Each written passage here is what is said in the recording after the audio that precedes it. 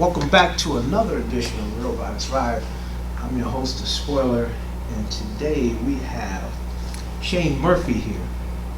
He's with a motorcycle rights organization. He's going to tell you about his organization and tell you a little bit about himself. Shane, welcome here.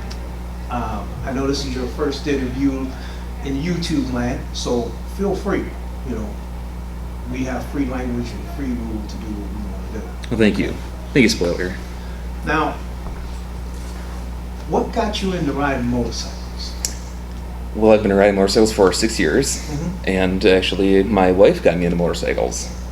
She was very interested in riding. She got her permit a couple years before I did, and she bought me a riding class for our anniversary. Gotcha. So I took her up on that offer, and I've been riding ever since. Off to the races, right? Off to the races. What are you riding now?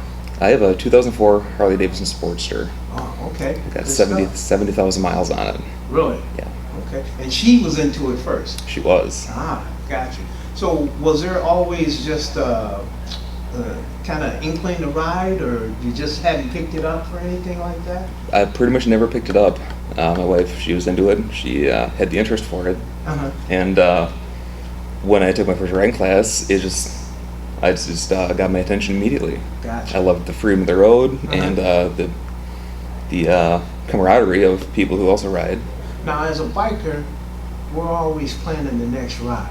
Absolutely. What's in your plans? Oh, actually, let's talk about what I just finished off with. We're actually on a 3,200 mile road trip. Oh. So we went up through Canada, down through New York, over to New Hampshire, Okay. then back to New York, Ohio, and we're ending right here at Meeting of the Minds. Oh, that's good stuff. Now, that's like my man said, get out and ride your motorcycle. That's how you do it. Absolutely. Now, tell us a little bit about your organization that you're with. I'm the Minnesota State Legislative Director for the St. Croix Valley Riders, and we are based out of Minnesota and Wisconsin. Okay. So we cover both states. Okay. And we fight for the rights of people who ride. Okay. Okay. Now, how long has the organization been around? The St. Croix Valley Riders came into existence in 1991. Okay.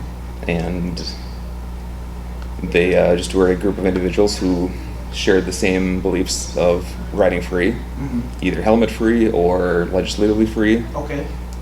And what got you into it now? Because you're new to the whole biker culture, kind of, right? Yeah, so, I am. I'm relatively new. So you jump in there. I joined the St. Croix Valley Riders in 2010. Okay. I joined the MRF, which is the Motorcycle Riders Foundation, in 2012. Okay.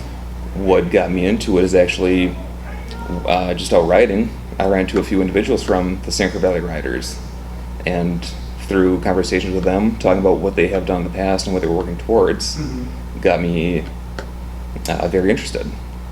So we're talking about rights, which has always been a very heartfelt object for me.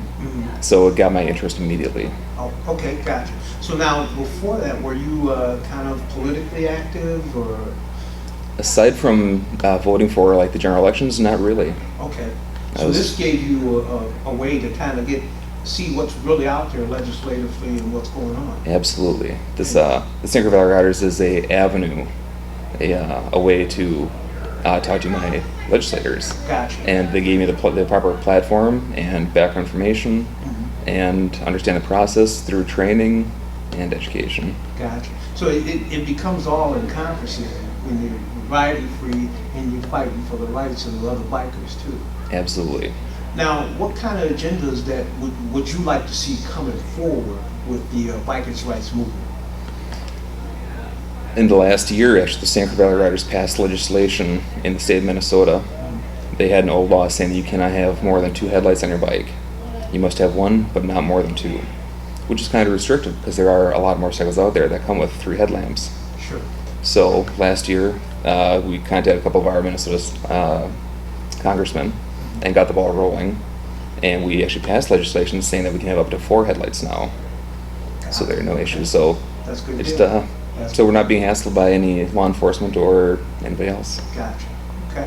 Anything else coming down the pipe that you'd like to see? We got a few plans in the making. So we're big on education because we're a big fan of riding riding better instead of crashing. So Safe practices, right? right, there's no such thing as a safe crash. So through training education, we hope to increase safety. Gotcha. Okay. Now, as far as what do you think about ways to get new members, or should I say younger members, to the motorcycle rides side of the table?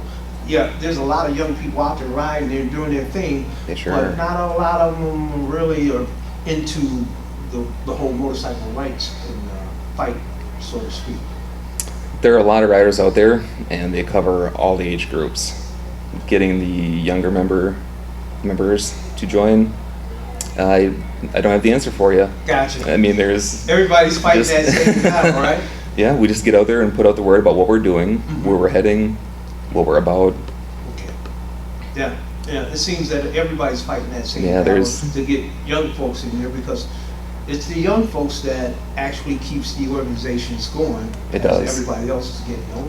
Right. So when I joined, it caught me at the right time. There was no one thing that got me interested. It was Okay. just a culmination of all the things. Sure, sure. And some of those old school guys saying, "Hey, check this out." Absolutely, Right? that's Cool. and I did. Good. They're glad you're listening. I am too. So, okay. Well, anything else you want to get out there to the folks? Actually, back to what we're planning. Mm-hmm. No, there's nothing official yet, but we are working on. I'm working on something in the making for actually having the insurance companies in Minnesota give riders who've taken safety classes a 10% discount. That's good stuff. And hopefully that will encourage more people to take the riding classes and therefore ride safer. Right, that's good stuff. Yeah. This has been a tough year in Minnesota. We've had quite a few motorcyclist deaths, and we're looking to curb that. Yeah, because there's a lot of new riders out there. There are. A lot of new riders out there. That's good stuff. Anything else? That's all I got. Okay. Well, with that, we're going to wrap up another edition of Real Riders Ride. I'm your host, The Spoiler, and I will see you on the road Thank you for having me. anytime.